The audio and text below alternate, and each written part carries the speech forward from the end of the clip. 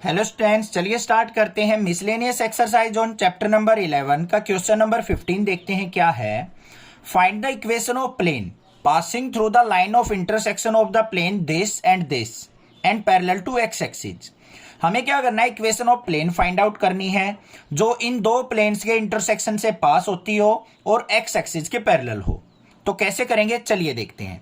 सबसे पहले ध्यान से देखो, हमें क्या लिखना है, इक्वेशन ऑफ प्लेन लिखनी है जो कि इंटरसेक्शन से, दो प्लेन्स के इंटरसेक्शन से पास होती हो। तो क्या होती है वो, equation of plane pass through intersection of planes. Formula क्या होता है, बिल्कुल ध्यान से देखो, r dot n1 plus lambda n2 is equal to d1 plus lambda d2। दो प्लेन्स की इक्वेशन ये है, तो ये क्या होती है, स्टैंडर्ड फॉर्म से कंपेयर करो बच्चों, r dot n is equal to d के। तो ये हमारा n1 हो गया, ये n2, ये d1 हो गया, ये d2। क्लियर है ना, कोई दिक्कत नहीं है, ठीक है।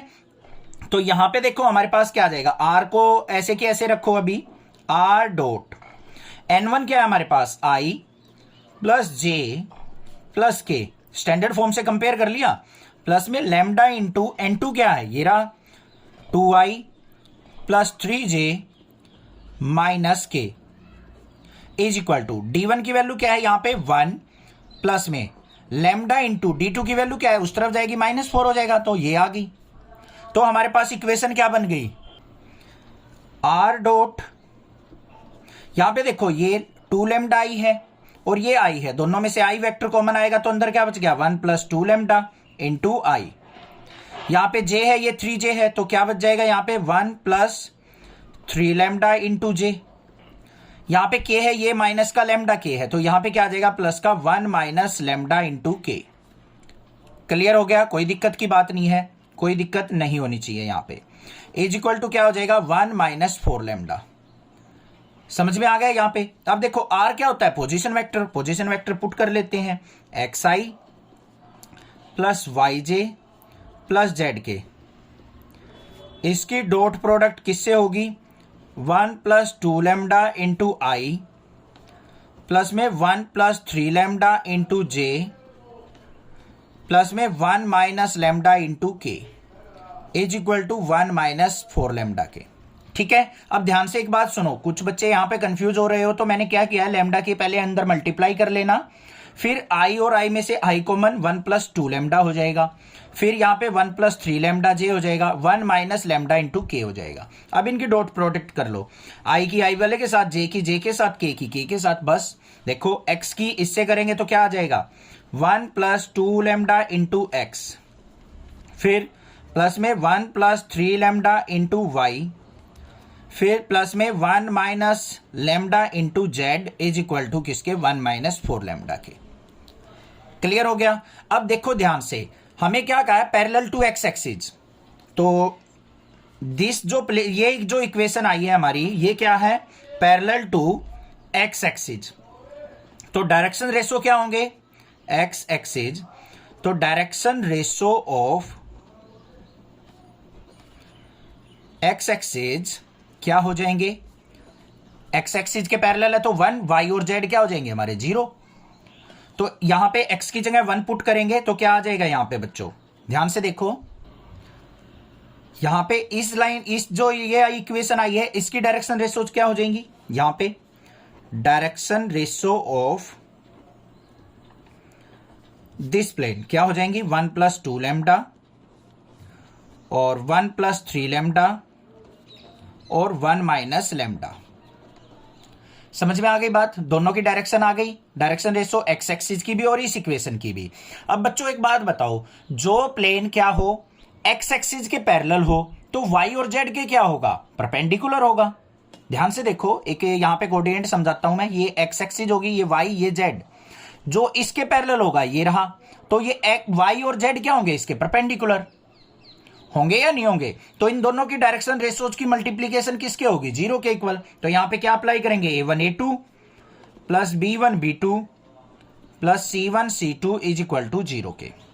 1 की 1 प्लस 2 लेमडा से multiply, 1 into 1 plus 2 lambda, plus में b1 क्या है हमारे पास, ये हो गया 1 प्लस 3 लेमडा, b2 की वैल्यू क्या है 0, प्लस में 1 minus lambda into 0 is equal to 0 के, ये तो 0 हो गया। तो हमारा यहां पे क्या आ गया 1 plus 2 lambda is equal to 0, 2 lambda is equal to -1 और लेमडा की वैल्यू क्या आ गई माइनस का 1/2। बस ये वैल्यू फाइंड आउट करनी थी हमें मेन तो, ठीक है। लेमडा की वैल्यू आ गई, इसको उठा के क्या कर देंगे इस इक्वेशन के अंदर पुट कर लेंगे, इक्वेशन आ गई। बस लेमडा इक्वल टू क्या आ गया हमारा माइनस का 1/2। अब आपके माइंड में मेरे ख्याल से लग रहा है, मुझे आपके माइंड में चल रहा होगा सर कंफ्यूजिंग सा चैप्टर लग रहा है, मैं ये कहां से हुआ, ये इक्वेशन कैसे ली। बच्चों पता है क्यों हो रहा है ऐसा, क्योंकि आपने इंट्रोडक्शन अच्छे से नहीं कर रखा, इंट्रोडक्शन के अंदर से कंसेप्ट नहीं समझ रखे अच्छे से, डायरेक्शन रेशोज क्या होती है, डायरेक्शन कोसाइंस क्या होते हैं, और इक्वेशन ऑफ प्लेन क्या होती है, इक्वेशन ऑफ इसकी लाइन क्या होती है। अगर ये सारी चीजें अगर अच्छे से समझ लोगे ना तो कंफ्यूजन नहीं होगी, ठीक है। लैम्डा की वैल्यू आ गई हमारे पास, कांस्टेंट की वैल्यू। अब इसको क्या करना है, हमें पुट कर देना है। तो इक्वेशन ऑफ प्लेन क्या बन जाएगी हमारे पास, ये देखो, ये थी हमारे पास, ये आई थी हमारे पास 1 plus 2 lambda into x, 1 plus 3 lambda into y, plus 1 minus lambda into z is equal to 1 minus 4 lambda. ये इक्वेशन थी। अब यहां पे हमें क्या करना है, लेमडा की वैल्यू पुट करनी है। पैरेलल टू एक्स एक्सिस बोल रखी है, तो एक्स की वैल्यू क्या होगी 0 और वाई और जेड की वैल्यू पुट होंगी। तो यहां पे क्या हो जाएगा हमारा equation of plane parallel to x axis, x is equal to क्या पुट करेंगे 0। तो यहां पे क्या हो जाएगा 1 प्लस 2 लेमडा इंटू 0, यहां पे लेमडा की पुट करने की जरूरत नहीं है, प्लस में 1 प्लस 3 इंटू लेमडा की वैल्यू माइनस का 1/2 इंटू वाई, प्लस में 1 minus of minus 1/2 into z is equal to 1 minus 4 into minus का 1/2। तो क्या इक्वेशन बन गई, ये तो 0 हो गया। यहां पे हमारे पास क्या आ गया 1 माइनस का 3/2 इंटू वाई, प्लस में यहां पे 1 plus 1/2 into z is equal to 1 plus 2 2 जा 4, माइनस 2 और माइनस की मल्टीप्लाई प्लस का 2। तो यहां पे क्या आ गया 1 माइनस 3/2, तो क्या आ गया माइनस का 1/2 वाई, यहां पे प्लस का 3/2 जेड इज इक्वल टू 3, इसके अपॉन में 1 मान लेंगे।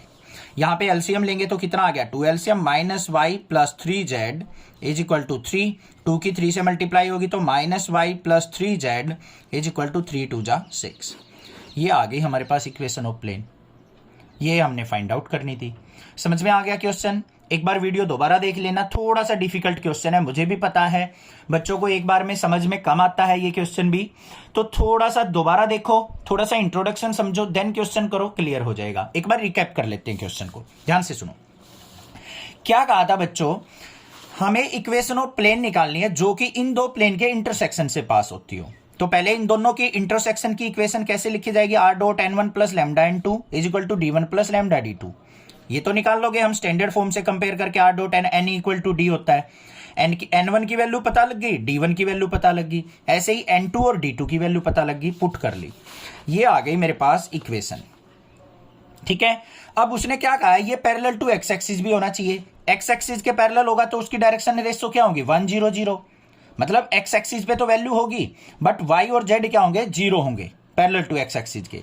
तो डायरेक्शन रेशो आ गई ये, इसकी डायरेक्शन रेशो जो हमने निकाल ली ये वाली, तो दोनों के दोनों ये जो प्लेन है एक्स एक्सिस के तो परपेंडिकुलर हो जाएगा ना फिर, मतलब सॉरी ध्यान से देखो, ये पैरेलल टू एक्स एक्सिस था तो वाई और जेड कंपोनेंट क्या होंगे परपेंडिकुलर होंगे, तो परपेंडिकुलर होंगे तो a1 a2 plus b1 b2 plus c1 c2 equal to 0 कर दिया हमने। यहां से लेमडा की वैल्यू निकल गई, लेमडा की वैल्यू उठा के बस इसके अंदर पुट कर देनी है, x को 0 रखना है क्योंकि पैरेलल टू एक्स एक्सिस बोल रहा है, बस काम खत्म, आ गया आंसर। समझ में आ गया, अब तो क्लियर है, कोई भी दिक्कत लगे तो जरूर पूछें, अदरवाइज चैनल को सब्सक्राइब करें। Thank you students for watching your channel, next classes.